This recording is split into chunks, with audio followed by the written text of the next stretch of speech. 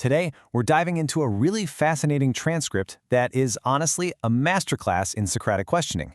We're going to look at how a user, you, steered an AI using just a few incredibly simple, piercing questions to cut right through a ton of dense academic fluff.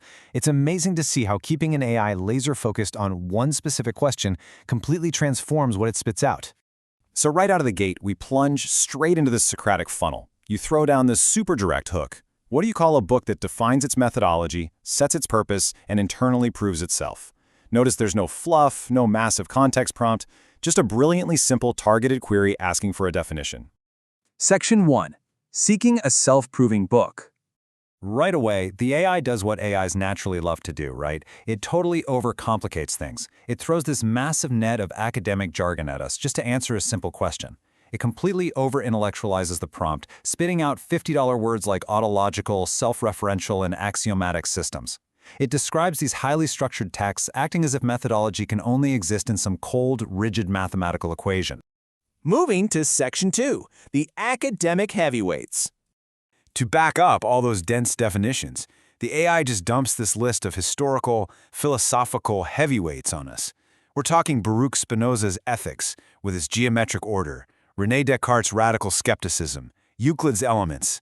The AI is really flexing its database here, presenting these closed-loop intellectual systems as the only conceivable answers to your simple prompt. But here's the pivot, and this is absolutely crucial. You don't get lost in the weeds of Descartes or Spinoza. Instead, you ask a laser-targeted 8-word question. Why is the Bible not on this list? Boom! This acts like a slingshot. It abruptly stops the AI's monolithic wall of academic programming dead in its tracks and forces a total reevaluation. Section 3. The glaring omission. Caught totally off guard by this direct challenge, the AI starts backpedaling, trying to justify leaving it out. It argues that the text doesn't fit its strict academic box because, well, it's a library of 66 books spread over 1,500 years, not a single logical treatise. It points out that it's anchored to real-world historical events, like those 500 eyewitnesses mentioned in 1 Corinthians. And it leans on philosophers like John Calvin to categorize the book's authentication as theological rather than a deductive methodology. But you refuse to accept those irrelevant academic parameters. Highlighting exactly why a focused prompt is so powerful, you cut right through the extra noise with this response. All those thinkers of the Bible are irrelevant. You demanded the AI look at the fundamental nature of the text itself, totally stripping away the baggage of philosophical commentators. Section 4. Cutting through academic fluff.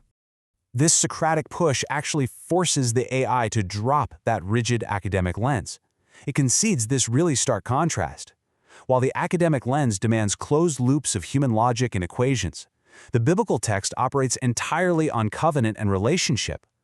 The AI finally admits that trying to cram a 1,500-year living history of human experience into a geometry textbook completely strips away its actual depth.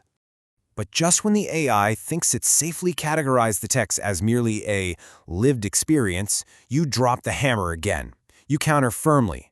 The Bible does not make these claims. You point out that the AI is still glossing over what the text actually states about itself, demanding absolute precision, no more irrelevant info. Which brings us to Section 5. A profound internal proof. Stripped of all its philosophical excuses, the AI is forced to look directly at the text's actual internal methodology, and it concedes that the text explicitly declares exactly why it exists. It brings up 2 Timothy 3:16 stating the text is breathed out to equip for every good work, and John 20:31, noting it was written explicitly so that the reader may believe. It's not leaving its purpose up to guesswork. Furthermore, it realizes the text actually establishes its own strict internal framework to validate its claims. It points to a standard of evidence in Deuteronomy that requires multiple witnesses and a rule of prophetic consistency. Think about that, a strict internal formula for testing authenticity. Basically, if a prophecy fails, the text itself deems it unauthentic. And this brilliantly illustrates what the AI identifies as an internal engine of typology. It's like a giant puzzle. The Old Testament sets the premises, the definitions, and hundreds of specific prophetic requirements. Then the New Testament systematically answers, unlocks, and fulfills those exact requirements. It's a massive, interlocking system where the later texts constantly look back to the earlier ones to validate themselves. So here is the crucial point, this stunning concession from Gemini.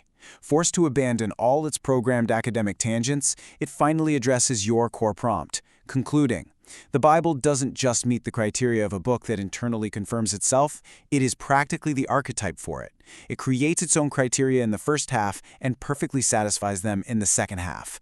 Now remember, Gemini only reached this profound conclusion because you relentlessly focused on your simple questions, refusing to be overwhelmed by irrelevant academic data.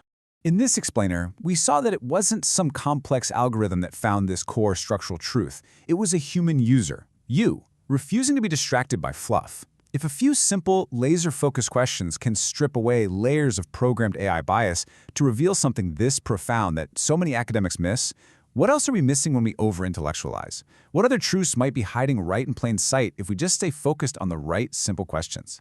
Keep asking them, and I'll catch you in the next explainer.